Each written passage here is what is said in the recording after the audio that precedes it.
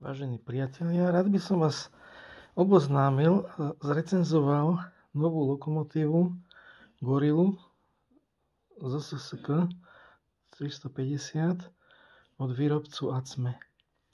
V peknej krabičke, dobre zabalené,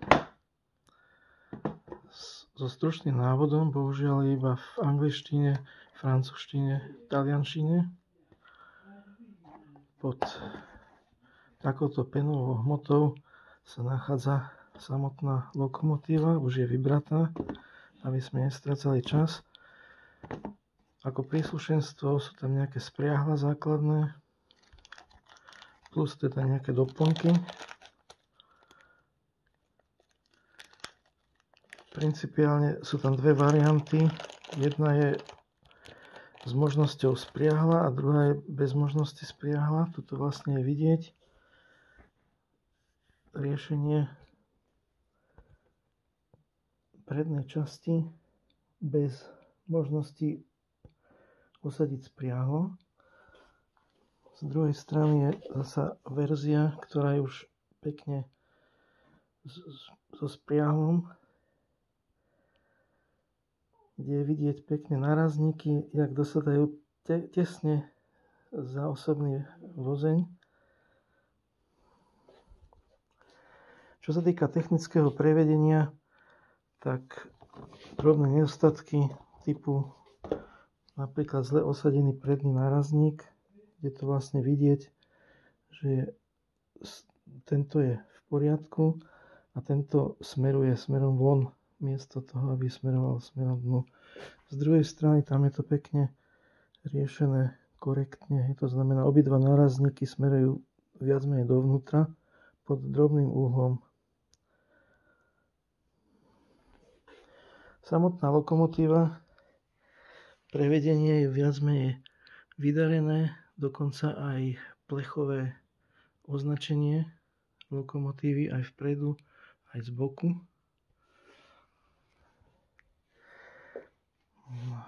A môžeme skúsiť skúšobnú jazdu. Krabičku dáme na bok.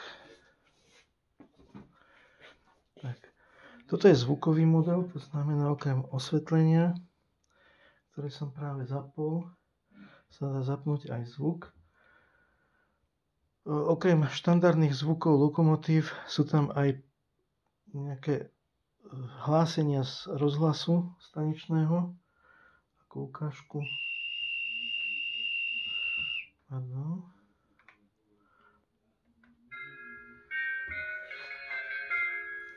Vážení cestující, ke druhému nástupišti přijede mezistátní vlak Euronight číslo 477 Metropol ze směru Berlín-Hauptbahnhof, pravidelný příjezd ve 23 hodiny 16 minut, který dále pokračuje ve směru Praha hlavní nádraží, Pardubice hlavní nádraží, Brno hlavní nádraží, Břeclav, Úty, Bratislava hlavná stanica, Nové Zámky, Štúrovo, Vác a Budapešť Teléty Pájajvár, pravidelný odjezd ve 23 hodiny 17 minut. Lůžkový vůz číslo 262 a řádkový vůz číslo 261 jsou řazeny v přední části vlaku. Lůžkový vůz číslo 266, zahrádkový vůz číslo 265 a vůz druhé třídy číslo 264 do stanice Westbahnhof jsou řazeny v zadní části vlaku.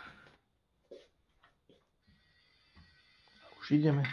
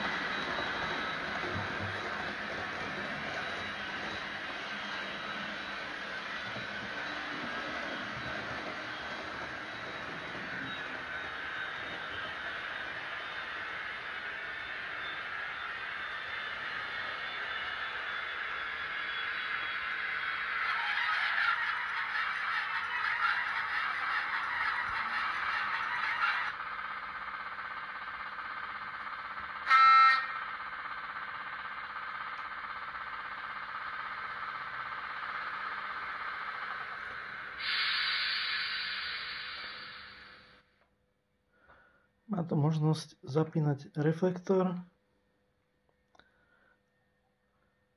koncové svetla,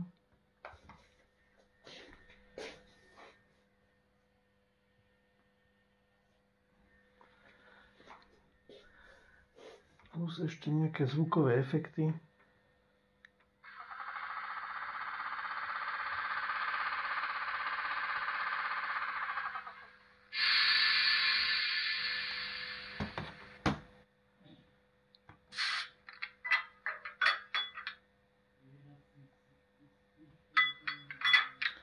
Rozpriahnutie vozidla.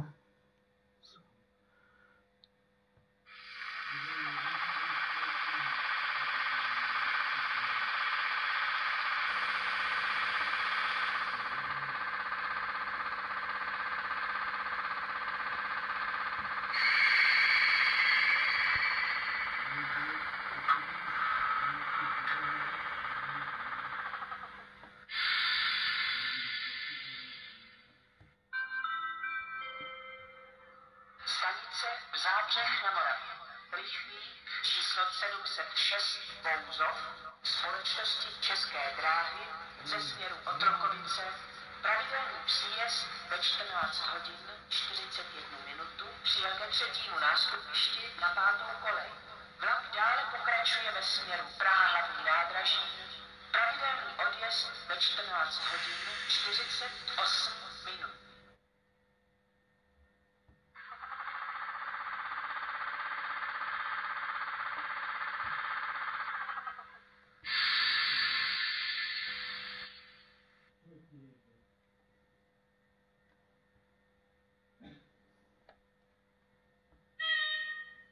Krátke písknutie.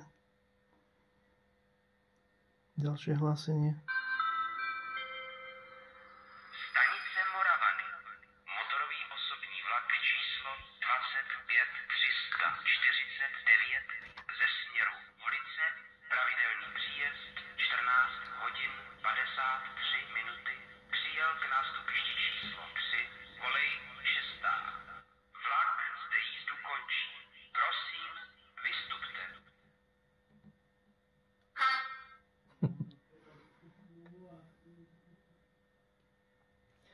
To je čo sa týka zvukových efektov, asi všetko.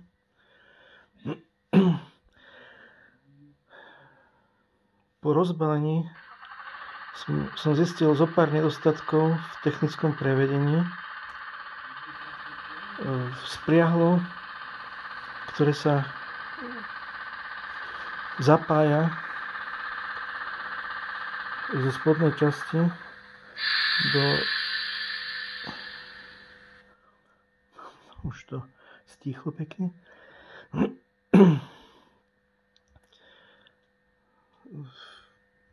Spriadlo, však ho zoberiem tú lokomotívu, aby to bolo vidieť. Vlastne je ukotvené pomocou pružiniek v strednej polohe.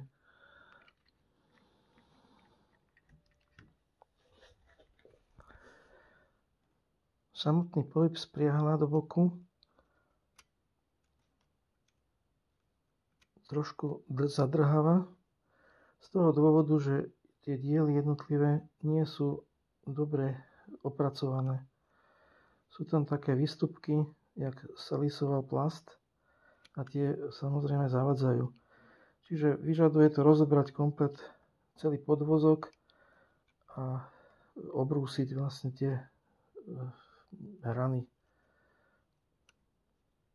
Z tejto jednej strany to ide lepšie, z druhej strany to viac zadrhá, ale relatívne po naolejovaní a čiastočnom obrúsení tých hrán sa to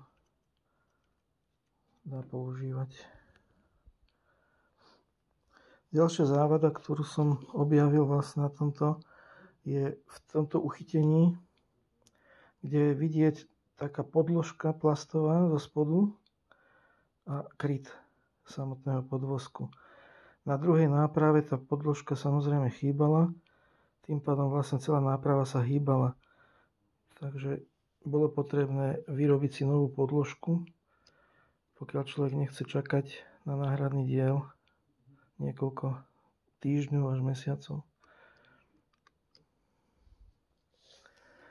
Čo sa týka podvozku, tak kolesa majú biely náter z boku. Samozrejme na jednom z tých kolies bol tento náter zošuchaný, čo je tiež zaujímavé, ako nový model má takéto nedostatky.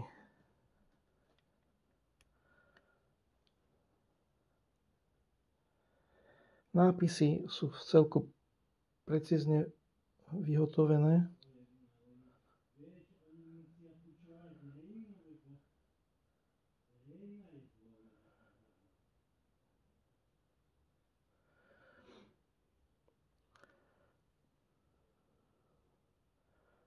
Vybavenie, hadice a ostatné ventily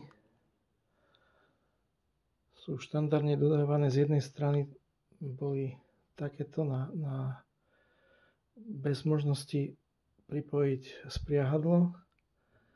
Z druhej strany samozrejme je možnosť pripojenia spriahadla a tam je iná varianta.